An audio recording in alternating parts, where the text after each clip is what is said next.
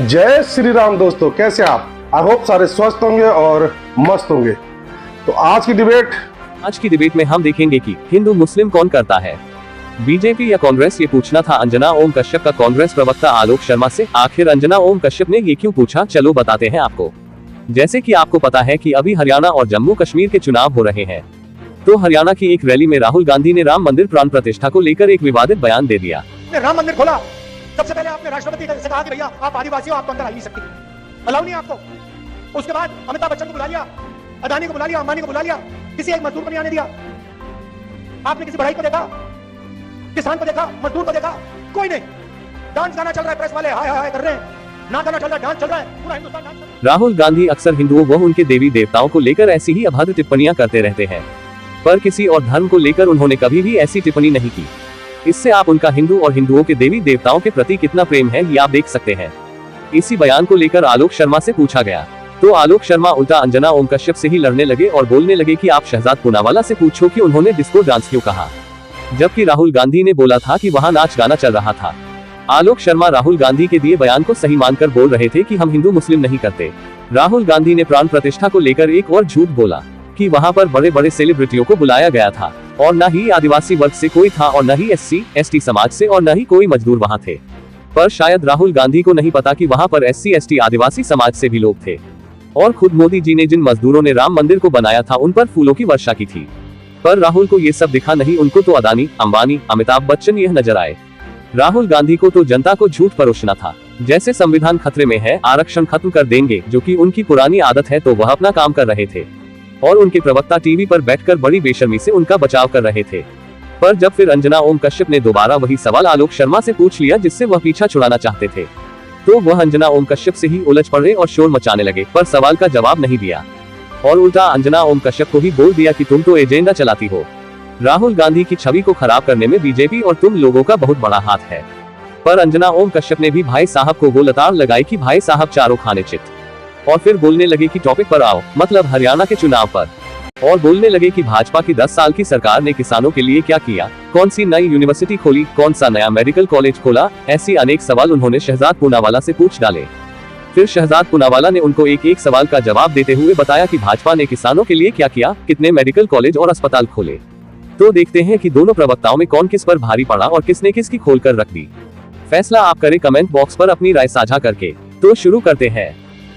Picture चालू करो बे। राहुल गांधी कह रहे हैं कि मेरी पार्टी में बहुत सारे शेर हैं, उन शेरों को मिलाकर चुनाव में जिताना मेरा लक्ष्य है, वो आगे बढ़ रहे हैं। देखिए, वैसे तो मुझे हमेशा लगता था कि आदरणीय राहुल गांधी जी कार्टून नेटवर्क ज्यादा देखते हैं, एनिमल प्लेनेट भी देखते हैं, तो अच्छी बात है, इसलिए उन्होंने शेरों का जिक्र किया। पर शेर तो अकेला ही रहता है, लकड़भग्गा जो है झुंड में घूमता है। हाइनास, क्योंकि हिंदी में उनको शायद समझ में नहीं आएगा, हाइनास हंट इन पैक्स। तो अगर वो पैक्स की बात कर रहे हैं कि उनके नेता पैक्स में घूमते हैं, हरियाणा में पैक्स में रहते हैं, तो उसको हाइना बोलते हैं, लकड़भग्गा बोलते हैं। एनीवेज, राहुल गांधी जी और भी अपने इस ज्ञान को सुधारेंगे आने वाले दिनों में, परंतु आज राहुल गांधी जी लूट, झूठ और फूट पर ज्ञान देते तो ज्यादा बेहतर होता। मैं आपको एक एक करके बताता हूं।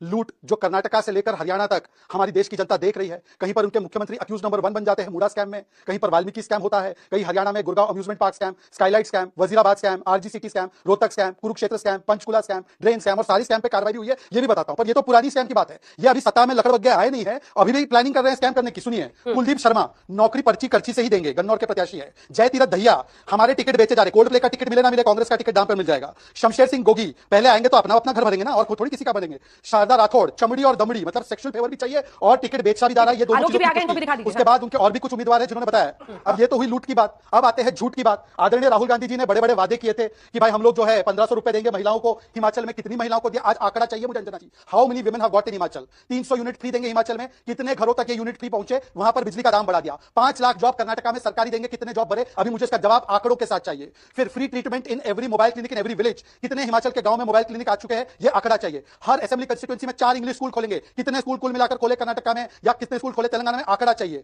ओपीएस तेलंगाना में लागू करेंगे, कितना ओपीएस लागू हुआ है, ओपीएस लागू करने के चक्कर में हिमाचल के सरकारी कर्मचारियों के वेतन नहीं दे पाए और उनकी पेंशन नहीं दे पाए कितने महीनों तक। हाँ, ये किया कि दूध, पेट्रोल, डीजल, पानी, बिजली सबके दाम बढ़ा दिए, लिकर प्रीमियम का दाम घटा दिया। और कांग्रेस इतना बड़ा शेर है, कैसा शेर है ये? शेर नहीं, लकड़बग्गा है। ठीक है, ये बात नहीं। आलोक शर्मा जी सबका जवाब दीजिए, वो कह रहे हैं लकड़बग्गों का झुंड है, शेर नहीं है। ठीक है, 4 मिनट का अभी वक्तव्य आज तक पर दर्शकों ने सुना, उसमें आप आम आदमी पार्टी का ऐसा हो गया, इनके अंदर फूट है, शैलजा ऐसा है, फिर वो हिंदू मुस्लिम है, फलाने ने ऐसा बोल दिया है, इसलिए हमें वोट दे दो, ये भाजपा के वक्तव्य हैं। अरे भाई 10 साल आपकी सरकार रही, आपको कम से कम 50 मिनट बोलना चाहिए नॉन स्टॉप कि हमने 10 साल में क्या क्या किया है। आज आपने हरियाणा में बेरोजगारी हाईएस्ट है 37.4, महंगाई हाईएस्ट है। आज जिस तरह से हालत है, आप पूछ रहे तेलंगाना में कितने स्कूल खोले, वहां कितने स्कूल खोले। आज सवाल यह है कि हरियाणा में आपने 10 साल में बंद कितने किए? आपने हरियाणा में स्कूल बंद किए और हमसे पूछ रहे तेलंगाना में कितने खोले। अरे भाई 10 साल में हमने जितने हरियाणा में खोले थे उनको आपने बंद क्यों किया? आज सवाल यह है। मैं फिर कहूंगा कि आप आज भी अंतिम वक्तव्य में हिंदू मुसलमान पर आ गए। दूध हो, पानी हो, दही हो, हरियाणा तो दूध दही का खाने वाला प्रदेश था। इस पर जीएसटी किसने लगाया? ट्रैक्टर पर जीएसटी किसने लगाया? एमएसपी की गारंटी कौन नहीं दे रहा है? आज किस तरह से तमाम किसानों को जिस तरह से पीटा गया पूरे आंदोलन में, वो क्या था?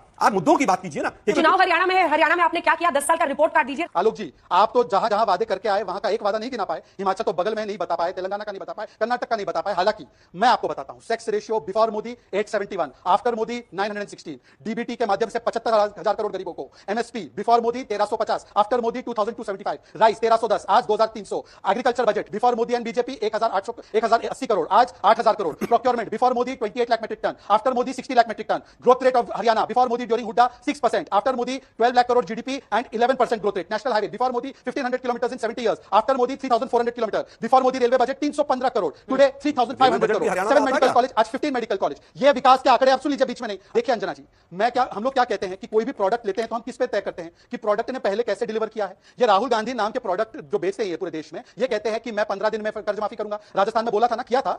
मध्य प्रदेश में बोला था, किया हुआ था क्या? ठीक से हुआ होता तो चुनाव जीतते। दूसरी बात, ये राहुल गांधी जब बोले कि प्राण प्रतिष्ठा में डिस्को डांस चल रहा है, ये विकास की बात है और ये हरियाणा की बात है। आज मैं आलोक जी से पूछा था, मैं तो ठहरा गरीब मुसलमान, पर मेरे हज के विषय में कोई बोल दे कि डिस्को डांस चल रहा था तो सरतन से जुदा करने के लिए फौज नीचे आ जाएगी। प्राण प्रतिष्ठा को बोला गया कि ये डांस है, डिस्को डांस। ये पहली बार नहीं है। और हिंदू मुस्लिम कौन कर रहा है? तो आलोक जी, एक प्रश्न ये भी है कि हरियाणा में चुनाव है, ऐसे में यहां पर राम मंदिर पर बोलने की क्या जरूरत थी? क्योंकि उन्होंने डिस्को डांस कहा, आपने कुछ और कहा। सुना देते हैं राहुल गांधी ने राम मंदिर को लेकर क्या कहा। आपने राम मंदिर खोला, सबसे पहले आपने राष्ट्रपति से कहा कि भैया आप आदिवासी हो, आप तो अंदर आ ही नहीं सकती, अलाउ नहीं आपको। उसके बाद अमिताभ बच्चन को बुला लिया, अदानी को बुला लिया, अंबानी को बुला लिया, किसी एक मजदूर को नहीं आने दिया। आपने किसी बढ़ाई को देखा, किसान को देखा, मजदूर को देखा? कोई नहीं। डांस गाना चल रहा है, प्रेस वाले हाय हाय हाय कर रहे हैं, नाच गाना चल रहा है, डांस चल रहा है, पूरा हिंदुस्तान डांस कर रहा है। तो ये था राहुल गांधी का बयान। आपको लगता है इसकी जरूरत वहां पर थी? आप खुद कह रहे हैं कि हिंदू मुस्लिम करने की जरूरत नहीं है। सवाल आपको शहजाद जी से पूछना चाहिए था, डिस्को शब्द नहीं था, लेकिन डिस्को शब्द नहीं था। चलिए दोनों से कट अंजना जी, यही तो बायस बारी बारी से कर लेते हैं। बायस नहीं है, नहीं बायस नहीं। अंजना जी आपको पहला सवाल ही पूछना चाहिए था। आपने कहा हिंदू मुस्लिम की जरूरत नहीं है। अंजना जी, जिसने कहा हिंदू मुस्लिम की जरूरत है, आप नहीं तय करेंगे। आलोक जी, ये रोज का मैं आपको फिर कह रही हूँ, ये जो आप ही तय करेंगे गाड़ी लेके आते हैं ना, बिल्कुल क्यों प्रश्न कौन पूछेगा मैं तय करूंगी। क्यों करेंगे? आप नहीं टोक रहे हैं, आप जानबूझ के एजेंडा चलाते हैं क्योंकि आपको लगता है सोशल मीडिया पर आपको ताली मिलेगी। मैंने वो बाइट इसीलिए निकलवाई, मैंने वो बाइट इसीलिए निकलवाई। अपने मुंह से डिस्को डांस शब्द यूज किया। मैंने बिल्कुल नहीं, मैंने कहा कि उन्होंने बोला है या नहीं बोला है। बोला है नहीं बोला, राहुल गांधी ने क्या कहा है? बोला है नहीं बोला, नहीं बोला। रिवाइंड कीजिए उसको दोबारा। प्रॉब्लम क्या है ना, प्रॉब्लम ये है कि बीजेपी के एजेंडे को पुश करते हैं बड़े साइलेंटली पॉलिश्ड वे में। आपके साथ प्रॉब्लम ये है ना, प्रॉब्लम नहीं, आपकी मजबूरी है यहाँ पर आना, आपकी मजबूरी है, आपको डिबेट में आना भी है, और उसके बाद आकर बदतमीजी भी करनी है, बदतमीजी भी करनी है। बिल्कुल मुझे पता है ये बदतमीजी है, कौन कर रहा है? ये बदतमीजी है, ये बदतमीजी कौन कर रहा है और कौन करता है? बदतमीजी है सर, वो पूरा देश मैं आपको बहुत हम्बली कह रही हूँ। मैं भी हम्बली कह रहा हूँ, बहुत बदतमीजी है, बड़े हम्बली कहा, लेकिन आपको पता नहीं क्या दिक्कत हुई। आपकी पार्टी के प्रवक्ता आपको पहला हर दिन पूछना चाहिए। आप मुझे नहीं बताएंगे ना, मैं बताऊंगा, मैं बताऊंगा, मैं आपका क्योंकि आप बायस्ड हैं, आप एक पार्टी के प्रवक्ता हैं। आप कह रहे हैं हिंदू मुस्लिम रोज लग दिख रहा है, हिंदू मुस्लिम रोज पर आइए। आप सुनिए ना, हिंदू मुस्लिम पर रोज हो रहा है। पूना वाला से माफी मंगवाइए। मैं किसी से माफी मैं उनसे बोलूंगी, लेकिन आप पहले जवाब दीजिए, क्या ये हिंदू मुस्लिम का एक्सटेंशन नहीं है? आपने भी उसको रिपीट किया ताकि वो लोगों में पूरी तरह से मैं जान रही थी। अच्छा 36 हो गया ना, 36 के बाद आपका ये काम रहता है एजेंडे पे आकर बहस करना, मीडिया पर अटैक करना, मुझ पर पर्सनल एक्यूजेशन लगाना। राहुल गांधी की छवि को खराब करने में बीजेपी और मीडिया का बहुत बड़ा रोल रहा है, और उसका पूरी तरह से अभी एक बाकी मीडिया पर जाकर तो बोलने की हिम्मत है नहीं आपको।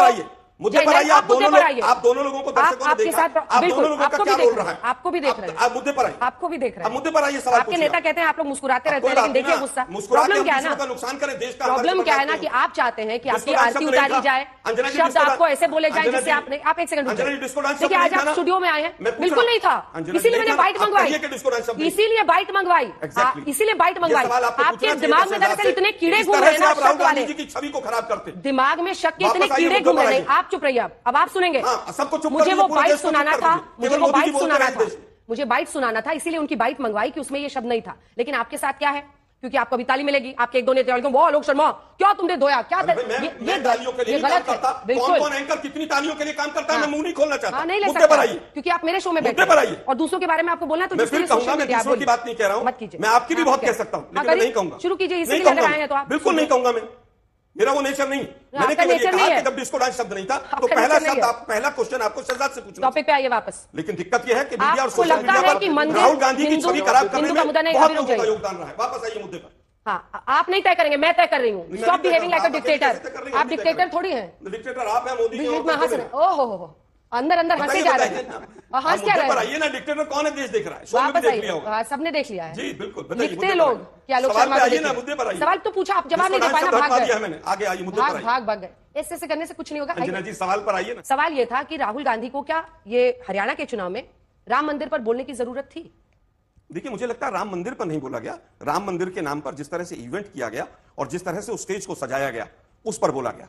और वो सीधा सीधा अटैक ये भी था कि जो मुख्य मुद्दे हैं उनसे कैसे ध्यान भटकाया जाए, कि आप वहां पर पूरा दिखाइए ये हो रहा है वो हो रहा है, मंदिर पूरा ना हो, उसके बाद भी हिंदुत्व के नाम पर वोट मांग ली जाए। सुप्रीम कोर्ट के आदेश पर मंदिर बने, सबने स्वागत किया, लेकिन उसका राजनीतिकरण किसी ने किया तो मोदी जी ने किया। इस बात को एक्सपोज किया राहुल गांधी जी ने, इससे ज्यादा कुछ नहीं।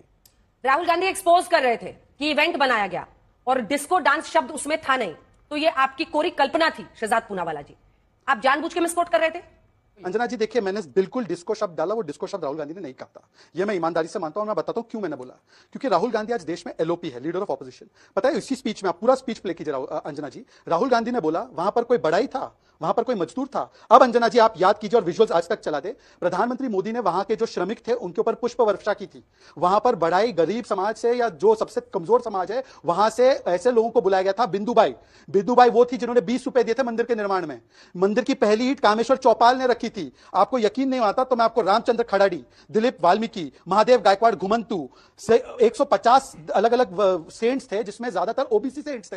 हालांकि हम संतों की जातियां नहीं देखते। ये होने के बाद उनको ऐश्वर्या राय नाचती हुई, कौन है ऐश्वर्या राय? जय बच्चन की बहू, वो दिखी। पर राहुल गांधी को ये मजदूर नहीं दिखे। और इसीलिए मैंने डिस्को शब्द क्यों डाला, क्योंकि जिसके परिवार में ऐसे डांस का कल्चर हो उनको हो सकता है प्राण प्रतिष्ठा में डिस्को डांस दिखे।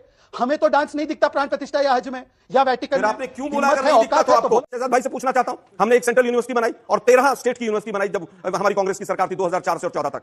चाहे वो मेडिकल यूनिवर्सिटीज हो, चाहे एग्रीकल्चर यूनिवर्सिटीज हो, चाहे सेंट्रल यूनिवर्सिटी रेवाड़ी की हो, और तमाम यूनिवर्सिटीज हमने बनाई। आप एक सेंट्रल यूनिवर्सिटी बताइए जो 10 साल में मोदी जी की सरकार ने हरियाणा में बनाई है। मेडिकल कॉलेजेस के नाम कुछ तो नाम ऐसे ही बता देता हूं। बाबा ये हमारा गुरु तेग बहादुर जी के नाम पर एक है, कल्पना चावला जी के नाम पर एक है, बाबा बंदा सिंह के नाम पर एक है, और इंडियन एक्सप्रेस ने एक विस्तृत रिपोर्ट छापी है जिसमें सारे मेडिकल कॉलेज कब बने और कितने सीट है और कितने नाम क्या है, ये सब दिया गया है। इंडियन एक्सप्रेस की रिपोर्ट में आपके शो के पटल पर रखना। आई होप कि आपको डिबेट पसंद आएगी। डिबेट पसंद आए तो लाइक कीजिए, शेयर कीजिए और सब्सक्राइब कीजिए।